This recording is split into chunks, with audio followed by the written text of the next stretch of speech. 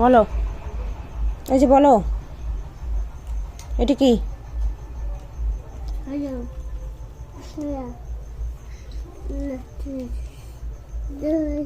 তারপর দীর্ঘ উঠবে রস্বরী। রস্বরী আবার বই পড়ার সময় কি বের করতেছে রে? মালা বের করতে হবে না, তুমি বইটা পড়ো আগে। কেন বই পড়বে না তুমি? এদিকে মাথাটা উঠাও।